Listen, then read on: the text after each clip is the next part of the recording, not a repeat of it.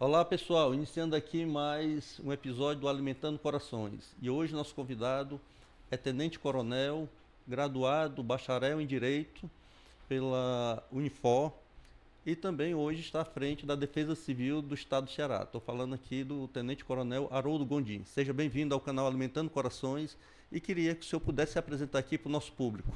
Boa tarde, sou, como bem falou aí o nosso secretário Aglails, sou o Tenente Coronel Haroldo, sou da Defesa Civil do Estado, estou nessa função fiz um ano agora em fevereiro, né, passando por diversos problemas logo no início. Nós tivemos aquelas chuvas logo em fevereiro e março do ano passado, já entrei com batismo já, e foi bem intenso, né? E desde lá a gente vem desempenhando aí um papel aí, tentando aí socorrer aí de diversas formas aí a nossa sociedade aí, que tanto precisa. A Defesa Civil, Coronel, o senhor pode até esclarecer melhor aqui para o nosso público, ela não atua só depois de acontecer uma situação de calamidade, uma situação de emergência, mas também na prevenção, Isso. que é o fundamental, para evitar inclusive algumas situações. Eu queria que esclarecesse as pessoas que irão nos assistir qual é o trabalho da Defesa Civil, tanto na prevenção como também em situações de emergência. Resposta, né? Na verdade, a gente trabalha com fases, né? Uhum. A Defesa Civil ela tem a fase da prevenção, da mitigação, da preparação, né? Da recuperação e do restabelecimento, né? São fases que elas sempre estão caminhando juntas. Porque mesmo que a gente nesse momento, por exemplo, agora a gente está em momento de chuva, mas vem trabalhando também a seca. Então a gente vem fazendo um trabalho de prevenção de um lado e um trabalho de preparação para a seca de outro lado. Então é sempre vinculado. Então assim, a gente tem que trabalhar fortemente a prevenção, né, e a preparação da sociedade, né? A palavra hoje forte, né, de Defesa Civil é a palavra resiliência. É a gente se preparar bem, ter um trabalho preventivo, um trabalho de conhecer os seus riscos, de conhecer as suas demandas. E aí a gente tem que estar atuando perto da sociedade, perto dos municípios, perto dos gestores, para a gente conseguir realmente fazer um trabalho bem abrangente. O senhor falou aqui que já entrou sendo batizado nas fortes chuvas do ano passado, inclusive com deslizamentos em muitos locais, com inundações, né? Estradas que foram rompidas, então teve toda a situação do ano passado. Esse ano também há uma previsão, pelo fenômeno do El Niño, de haver um período de estiagem aqui no nosso estado. Mas, ao contrário do que a gente estava esperando, houve até intensas chuvas, principalmente aqui em Fortaleza, que penalizou muito a nossa população. Exato. Então a Defesa Civil está preparada tanto para um cenário como para o outro. Exatamente. Na verdade, assim, esse cenário de fevereiro já estava previsto pela FUNSEMI, a quadra chuvosa que ela vai existir, porém a previsão era que fosse um pouco mais curta. Né? Em fevereiro realmente seria talvez de maior destaque, como realmente foi. Mas foi além do que a gente esperava, né? E foi muito intenso na região norte e noroeste do estado e também na parte litorânea. Né? A gente teve agora dia 10 de fevereiro, 11 de fevereiro, fortes chuvas aqui na capital e na região metropolitana, né, vindo a ter uma chuva histórica, né, foi a maior precipitação na série histórica aqui em Fortaleza, né, e também uma precipitação muito alta no Ceará como um todo, né, deu 93% a mais do que a média histórica. Sim. Então a gente considerou uma chuva aí muito forte. E a previsão de março, abril, é que continua chuvas, diminua?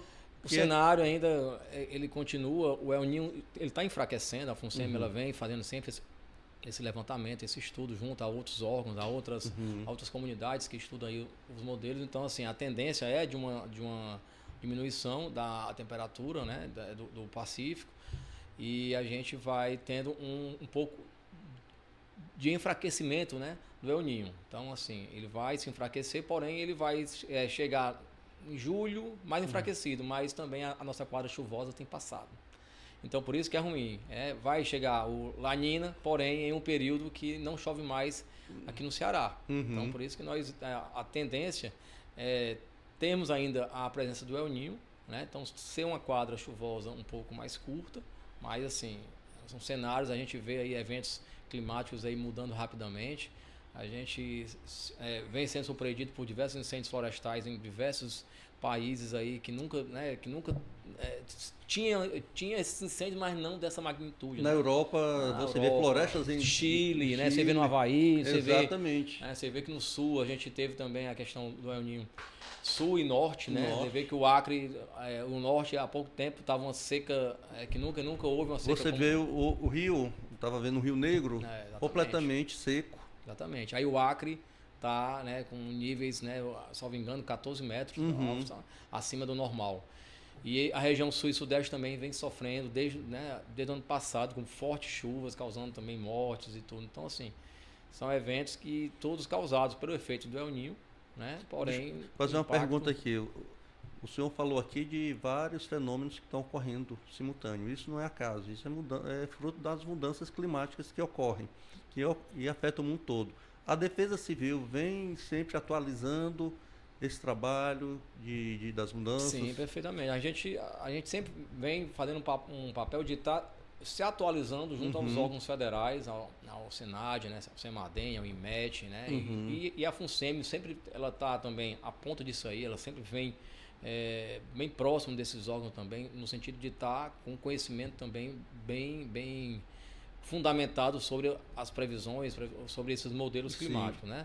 E aí, assim, a gente tem que estar atualizado e a gente tem que estar fazendo esse trabalho de previsão, né? Então a gente fica um pouco assustado, mas assim, infelizmente não tem como sabermos, porque aqui no Ceará, principalmente, a gente trabalha muito sempre trabalhou mais com o desastre gradual, que é a seca e a estiagem. Exatamente. Né? E aí o povo se acostuma muito com a resiliência, tem a questão da resiliência, e acaba que, muito preocupado com seus aportes hídricos, faz as suas barragenzinhas. Então, ano passado tivemos diversos problemas com as barragens que foram feitas ao longo dos anos, ao longo de uma seca que durou aí 6, 7 anos, em 2012, né? 11, 12, até 2018 nós tivemos aí uma seca severa.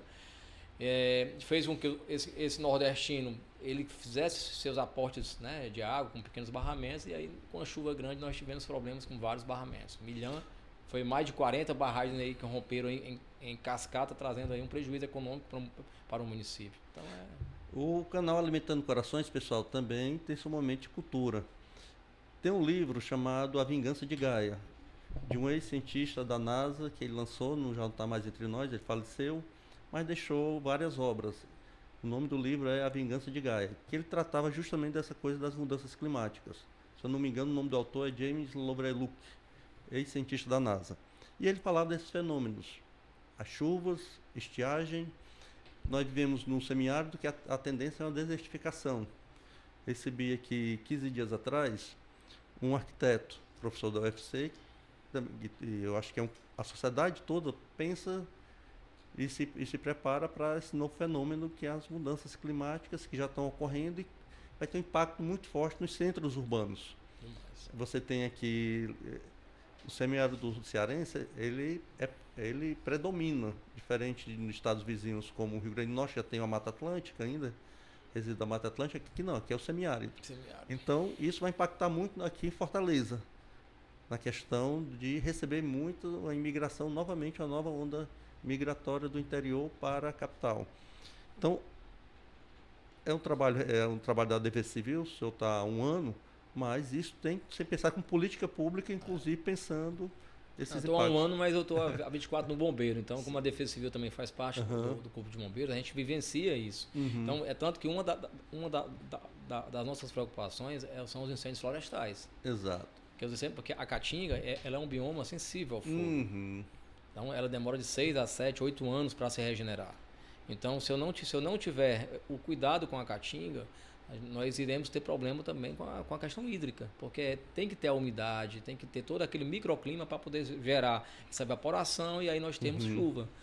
Sem plantas, sem árvores, né, sem a flora, a gente vai acabar também mexendo com esse microclima, como você bem falou, a gente vai afetar diretamente essas pequenas famílias que vivem dessa agricultura familiar. Exatamente. E vai gerar realmente esse movimento, né, interior, sede, né, a sede dos municípios, sede da capital. Exatamente. Então esse é um problema aí natural, então assim, que é causado, né, por uma seca e estiagem, porém ela é agravada realmente pela insegurança alimentar, pela fome, né, que são as consequências que vêm atreladas aí à seca e à estiagem no Nordeste. Porque você pega a Fortaleza, Coronel, nós vivenciamos vários períodos de explosões demográficas. Você tinha uma população de Fortaleza em 1984 que era mais ou menos um terço do que é hoje.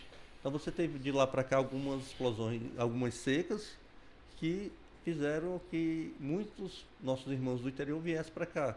E cada vez mais Fortaleza foi crescendo e com o crescimento desordenado gerou vários problemas urbanos e estruturais na cidade, que teve que ir se adequando a essas ondas. Então, a gente pode vivenciar, como o senhor colocou, a partir dessas mudanças climáticas, aprofundamento da seca, impactando diretamente nossos irmãos agricultores familiares, vir para cá.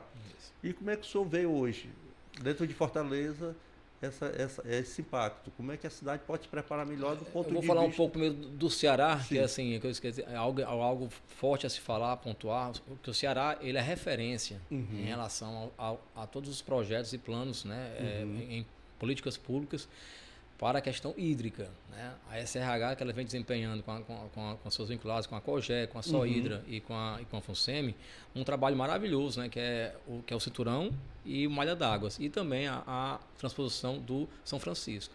Então são projetos de referência, realmente quando o Ceará ele viaja, ele é referência em Brasília, todo mundo quer saber como é que funciona, né? Que eu converso muito com o Dr. Ramon, então assim, eu vejo que é algo que o país todo estuda, né, para poder ver de que forma pode melhor usar a ideia utilizada aqui no Ceará. Então, assim, a gente faz um acompanhamento a cada 15 dias. Nós temos reuniões de um comitê que vai avaliar como é que está a questão hídrica de cada estado, de cada município. Cada município. E vendo também as localidades, os distritos e localidades. Então, a gente vem fazendo esse acompanhamento para justamente a gente ter um norte, a gente balizar quais ações, né, de prevenção, de preparação nós devemos adiantar, né, em termos de planejamento para poder subsidiar o Estado com informações estratégicas, né, e fundamentais para poder alimentar, trazer algum fôlego. Água, assim, algo que a gente participou de algumas reuniões com o governador e disse, olha, a água tem que chegar até para aquela galinha, para aquele gato, porque a gente tem que pensar em todos. Então são os animais, as pessoas.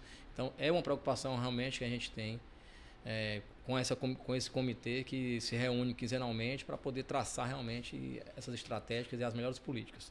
Falando de Fortaleza, realmente assim, se a gente não cuidar para esse lado, a gente vai ter esse êxodo, a gente vai ter esse movimento, né, de pessoas saindo pela impossibilidade de criar, né, de ter pecuária, ou então de ter uma monocultura, uma policulturazinha para poder viver, né? Eles acabam que vão migrar para sedes, e das sedes muitas vezes também não tem condições de dar o alimento, de dar um emprego para aquelas pessoas, e as pessoas acabam tentando a vida tanto em Fortaleza, que é a capital aqui, né, do Ceará, como também em outros estados. A gente tem, então, é um problema social.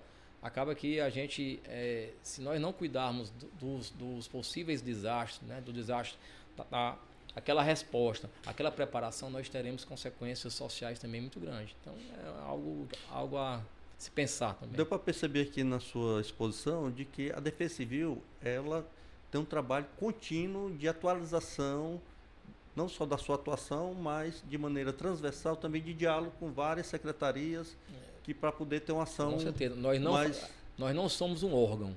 Eu sempre digo, nós somos um grande sistema. A Defesa Civil é um sistema que ela depende a todo momento de diversas secretarias, diversos órgãos, da academia, da sociedade, dos NUPDECs, que são os núcleos de defesa civis, que ficam lá no distrito, enfim. Todo mundo, em um dado momento, ele vai participar desse sistema. Porque a gente precisa estar... Logicamente que a gente passa a maior parte do ano tratando com as diversas secretarias de governo do Estado e municipal. Por que municipal? Porque o acidente, o desastre, o evento adverso acontece no município. A primeira resposta tem que ser daquele ente municipal. Por isso que a gente tenta, a todo momento, estar fomentando a cultura de defesa civil nos municípios. É difícil eu eu fazer uma atuação de saber sem eu conhecer o município, mas quem tem que me trazer a informação também é o município. Então a gente precisa ter, a gente sempre fomenta isso, que é papel fundamental. A gente teve alguns, agora, em fevereiro teve alguns casos, né, de casas que colapsaram, né, de acidentes nesse sentido, né, que vieram até ter vítimas envolvidas, e aí a gente fala, a responsabilidade é do ente municipal em fazer toda a análise estrutural, de ter todo esse mapeamento dos riscos, mas a população ela tem um papel fundamental nisso. E na hora que vê um problema estrutural, né, seja numa residência, seja em um muro, seja em uma escola, ela tem que fazer a denúncia, ou então ela tem que procurar alguma pessoa responsável para poder tomar medidas e aí evitar riscos. Estou falando aí da importância da Defesa Civil fazer esse trabalho com os municípios. E é importante, já pensando do ponto de vista estratégico, se há um trabalho de formação de comitês de defesa civil dos municípios, e isso existe? Existe. A gente tem o controle de todos os Compidex que hoje existem. Né? Não vou dizer que todos os municípios existem Compidex, que são os coordenadores municipais de defesa civil. Mas a gente, pelo menos nas macro-regiões, nas regiões, a gente há 3, 4 semanas atrás, nós estivemos reunidos lá no Codesul. Né, que foi e sempre é uma atualização. Porque muda a gestão, muda esse Compidec, então muda toda a estrutura. Certo. Então a gente sempre fica atualizando. O melhor seria se nós tivéssemos um sistema que integrasse todos esses municípios, para poder a gente estar sempre atualizando. Mas a gente, hoje em dia, com essa questão de zap, de tecnologia, de e-mail, então a gente consegue também manter uma certa atualização. E o município, os municípios maiores, Fortaleza, Caucaia, pelo menos o cinturão da grande Fortaleza, se concentra a maior parte da população ou a metade da população do estado do Ceará. Esse trabalho também há trabalho junto às comunidades, entidades da sociedade civil, para que esse trabalho possa também organizar a sociedade civil em torno dessa questão, que é importante. A região metropolitana, ela principalmente, ela assim, é onde a gente vê que nós temos esses coordenadores mais atuantes. Nós temos alguns bem atuantes em outras regiões, mas é essencial aqui porque nós temos sempre chuvas, né? Nós temos sempre muitos problemas estruturais, né? Ao longo, assim, porque a gente não vê muito no dia a dia, mas é recorrente. Problemas estruturais em prédios públicos, em prédios privados, né? Em edificações. Então, assim, a gente sempre vem fazendo um papel de estar se reunindo com esses Compidex, de estar conversando com esses Compidex, né? Para poder estar atualizando. Então, assim, eles recebem as mesmas orientações, o mesmo embasamento legal que nós como Estado também recebemos. Nós temos as nossas competências, mas o município também tem as suas competências. E cada vez mais que esses acidentes no sul e sudeste, nós agora, em dezembro de 2023, nós tivemos uma atualização da 12608, que é a lei que rege, né, a Política Nacional de Defesa Civil. E aí nós tivemos já uma nova atualização agora em dezembro que colocou mais competências, mais exigências em cima do município. Então, assim, cada vez mais o gestor municipal ele tem que ter a ciência, ele tem que ter uma defesa civil estruturada, tem que ter o mapeamento de toda a de todos os seus riscos. Enfim, conhecer realmente aquilo que possa vir a ter. Uma simples uma dengue dessa, uma epidemia, a gente já vê vários estados aí, as defesas civis de vários estados se movimentando para atuar em uma epidemia de dengue. Então, assim, são vários. O COBRAD, que é a Codificação Brasileira de Desastre, ela prevê vários tipos de desastres que a gente assim, talvez quem é mais leigo... Eu estava vendo aqui, dentro do roteiro, pessoal, que a gente segue o roteiro aqui. Às vezes, mas a gente foge muito dele também. Que também a Defesa Civil trabalha na prevenção de abalo sísmico. Embora o Ceará não tenha essa tradição, mas de vez em quando tem lá, principalmente na região de Sobral. Então a Defesa Civil também faz trabalho de prevenção. A gente tem uma parceria com a Federal do Rio Grande do Norte, é lá que é feito todo esse monitoramento. Aí nós temos diversos assim, equipamentos que fazem esses registros aqui no Ceará, mas porém estão monitorados pela UFRN. Né? Então, toda vez que tem algum abalo em Alcântara, Maranguape, nós vemos também, Sobral sempre tem, a gente tem logo conhecimento. Então a gente faz esse acompanhamento, apesar de que os níveis são baixos, né? Assim, não trazem transtorno, mas já tivemos notícia de casas rachadas, né? De problemas estruturais, mas nada tão relevante. Mas a gente acompanha. No dia que a gente não pode, a dúvida, ela não, isso está na 12608, né? A dúvida, ela não é óbice para a gente não tomar medidas preventivas. E de preparação. Sim. Né? Então a gente tem que trabalhar muito com isso. Né? Você vê que o Japão, né, diante de tantos desastres que já tiveram, inclusive eles ajudam outros estados, outros países a também trabalhar a cultura da prevenção e da preparação. É demais, assim. Então a gente vê que para eles é tão preocupante, eles vamos também ajudar aqueles que também precisam estar mais atualizados, antenados aí no papel de prevenção e preparação. E a Defesa Civil também, nós vivenciamos um período, toda uma crise econômica, uma crise provocada pela pandemia, também de insegurança alimentar. E a Defesa Civil é um órgão muito respeitado também na história do combate à fome, sempre acionada. E como é que está sendo esse trabalho hoje, diante das situações? Nós, assim, a gente sempre deixa claro que a gente tem que separar um pouco a questão do assistencialismo, né, da insegurança alimentar do com que a política, a ajuda humanitária. A Defesa Civil, ela trabalha com ajuda humanitária. Né? Acaba que a consequência de um desastre, uma seca, acaba que a gente consegue também trabalhar um pouco dessa insegurança alimentar, porque o governo Elmano liberou 15 milhões de reais ano passado em cestas básicas, em ajuda humanitária. Então a gente vem distribuindo essas cestas básicas desde maio do ano passado, e vamos findar agora esse primeiro lote, né, de 15 milhões de reais em cestas básicas, agora em maio de 2024. Então são cestas boas, cestas de 22 quilos. Então a gente vem dando em média 5 mil cestas por mês. Você trabalhado junto com as prefeituras, situação de calamidade. Para os municípios que estão com decretos de situação de emergência. De situação de emergência, exatamente. Ou calamidade pública, que nós tivemos só um município que foi ano passado. Tivemos só um município. Exatamente, foi Milhã. Foi Milhã. Exato. Mas então assim, a nossa atuação, fora isso, tem lonas, tem madeira, tem rede, saco de ráfia, colchões quando nós temos. Então assim, a ajuda humanitária é bem ampla, né? Então assim, também em parceria com a SPS, né? Também ano passado nós conseguimos as famílias também com kit de higiene, né? Com colchões. Então a gente conseguiu, porque foi muito súbito ano passado, algo que nós tivemos 7 mortes, nunca fazia tempo que não tinha mortes por conta de chuva aqui no Ceará, e de repente nós tivemos 7, né? E o mais grave foi em Aratuba. Nós tivemos problemas, então a gente atuou de forma ficamos vários meses lá monitorando, vendo a situação.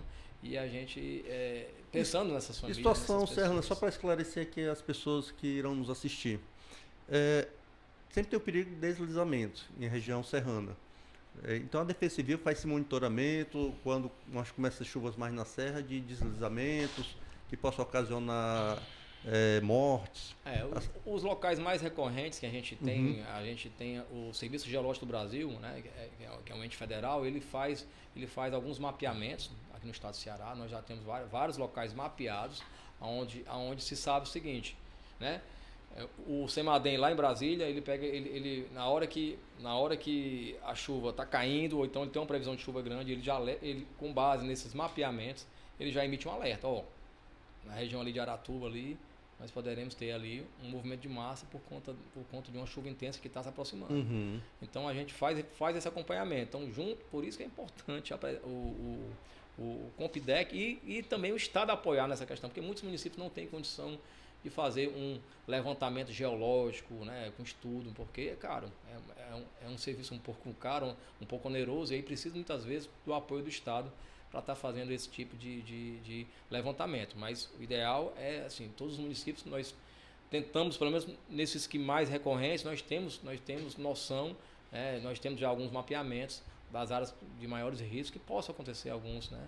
A gente teve no passado, teve Itapipoca, teve Uruburetama, teve Aratuba, né, onde nós tivemos movimento de massa. Nós tivemos também outros eventos lá em Porteira, né, também a água foi muito forte, e aí assim, lá tem um rio que passa dentro da cidade, acabou levando boa parte de umas pontes, de umas vicinais que tinham lá. Então tudo isso foi um momento de poucos dias e muita chuva, e aí se a gente não tiver esse controle, pelo menos o mínimo, por isso assim, agora mesmo, quando começou a chover, nós já marcamos as reuniões com os comandantes de companhias do interior do Corpo de Bombeiros, com os regionais de defesa civil. Nós temos regionais de defesa civil também em cada companhia de bombeiro, para já, fiquem antenados.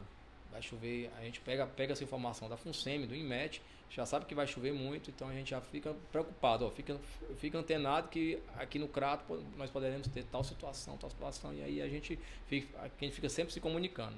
Então, dentro da Defesa Civil, nós temos os técnicos de área que são responsáveis por X municípios. Esses municípios, diariamente, a gente entra em contato, de acordo com os alertas e avisos, a gente entra em contato, como é que foi, tá tudo certo, tudo ok, então, ou a gente manda de lá para cá, ou então eles já mandam de lá para cá essas informações. Então, ou seja, vocês recebem relatórios permanentes e atualização. Todo dia a gente, então assim, com seco, com chuva, a gente se preocupa o ano todo aí com várias situações. Uma outra preocupação nesse período de chuva, e chuva para nós, principalmente aqui no Nordeste, é sinal de bênção.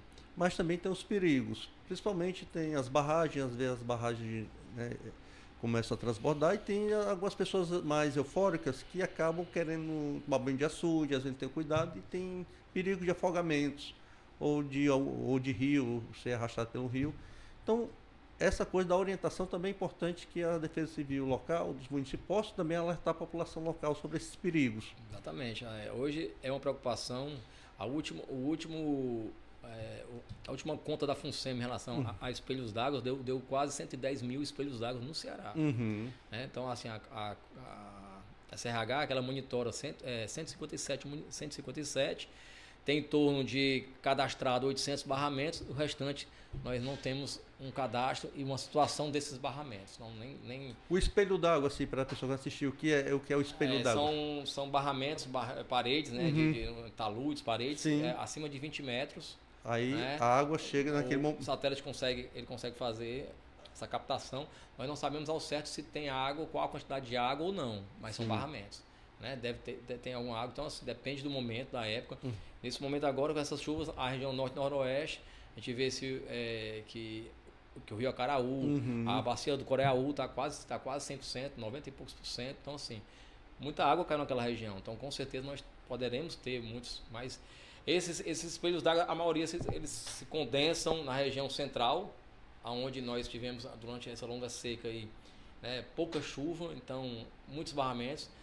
Mas assim, voltando para a segurança de barragem, então assim, essas barragens muitas vezes são barragens que não tem tanta segurança, que não tem a pessoa, o proprietário, que nós chamamos de aquele empreendedor dessa barreira, né, dessa barragem, que deveria ter os seus cuidados, que deveria ser fechado.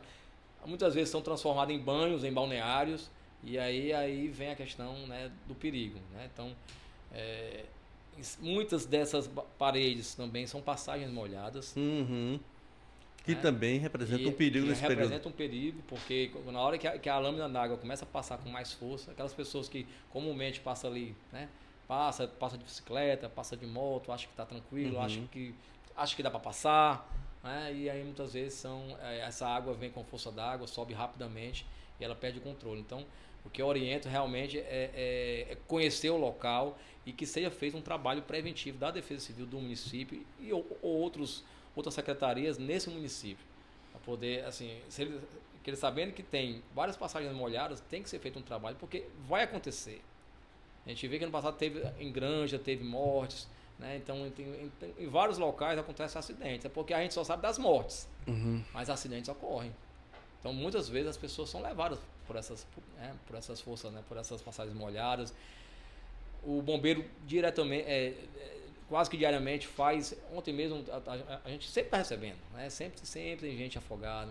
O álcool é um dos principais motivos realmente, né? Porque o excesso o álcool dá mais confiança, né? Tem a pessoa acha que estimula, mas ao mesmo tempo ele debilita muito. Exato. Então a pessoa a sua reação diminui, o seu poder de reação diminui, e a pessoa ela não tem noção, e de repente quando ela vê, ela está numa parte mais funda, é uma água escura, né, que a pessoa é à noite, fica, então são vários motivos aí, então a gente realmente trabalho de prevenção. O senhor colocou aqui alguns perigos que representam, vamos dizer, na área mais rural, mais no interior, mas aqui em Fortaleza também muitos perigos, que é quando você tem algumas avenidas que ficam alagadas e também representa o perigo de ser arrastado, levado para dentro do bueiro, de um canal.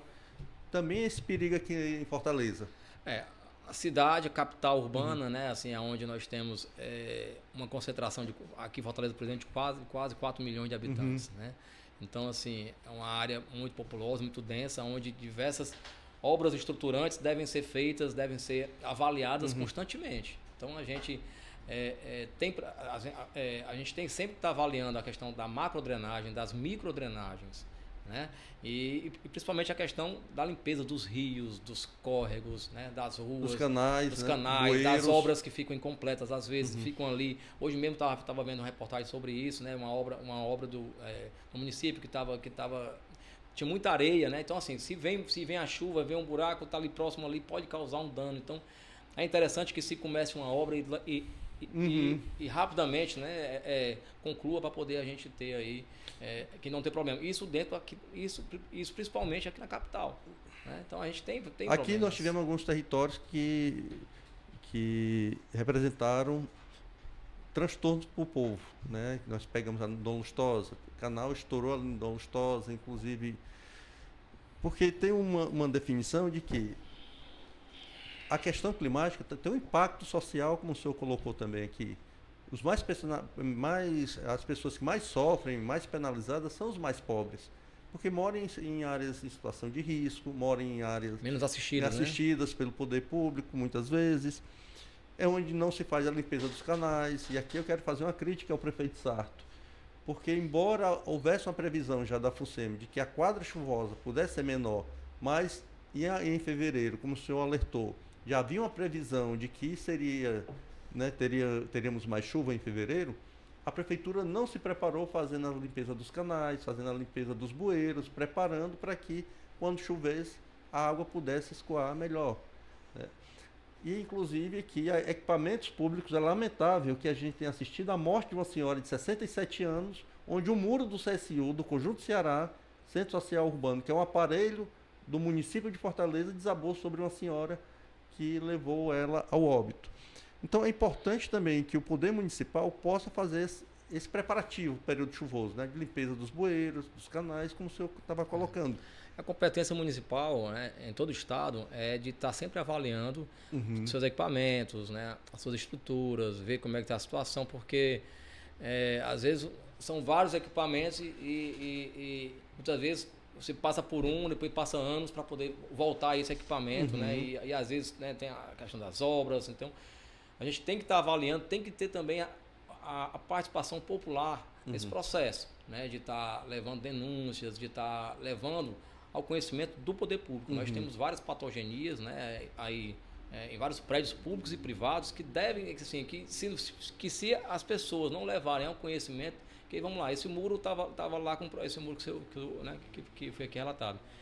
Ele já estava lá, talvez há quanto tempo, né? Ali com alguma trinca, alguma fissura. E aí a gente não sabe, assim, quem passa ali no dia a dia não percebe mais, né? Então, aquele gestor ali, né, do prédio público, ele deve fazer esse acompanhamento, deve alertar e tudo, para poder até talvez isolar, lógico, foi uma chuva acima do normal, né? Foi uma chuva que foi acima da média, 93% aqui em Fortaleza, né? Mas aqui no Ceará, na verdade, mas aqui em Fortaleza foi uma chuva muito intensa e muito rápida, né? Então, assim, a gente tem que ter esse cuidado, é a questão da prevenção e da preparação. Então, em todos os municípios, né, é papel fundamental dos gestores, do Compidec, da Secretaria de Ação Social, Infraestrutura, fazer esse levantamento, estar sempre acompanhando, estar sempre de perto.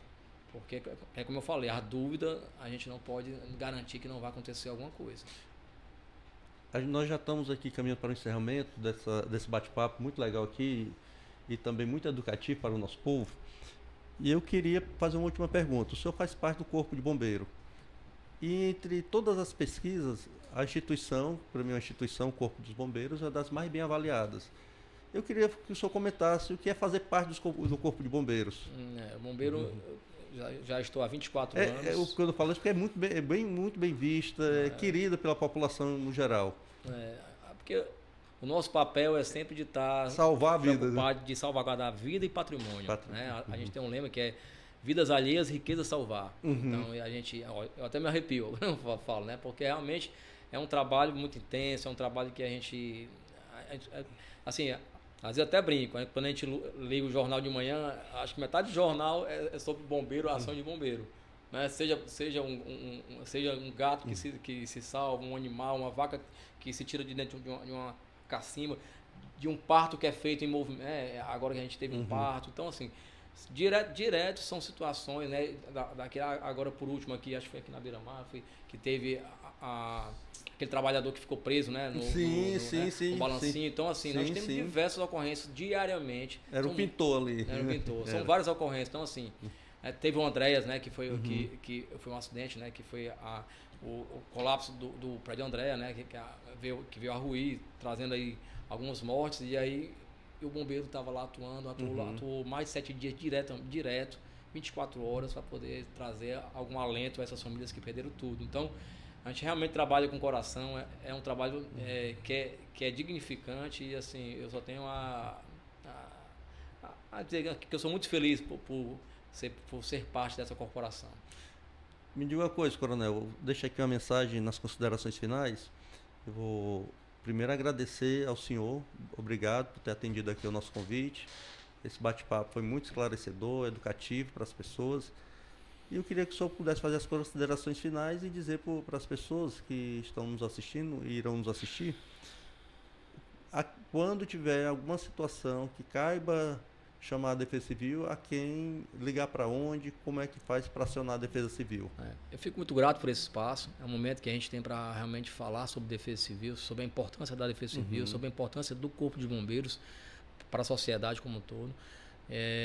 A gente quase que diariamente a gente está sempre relatando, sempre observando diversos tipos de desastres, diversos tipos de ocorrências, e toda ocorrência, assim, a sociedade que ela tem que estar mais direcionada a saber o seguinte: tive problema de qualquer natureza, de qualquer tipo de ocorrência, ligar 193, ligar 190, né, procurar o Corpo de Bombeiros.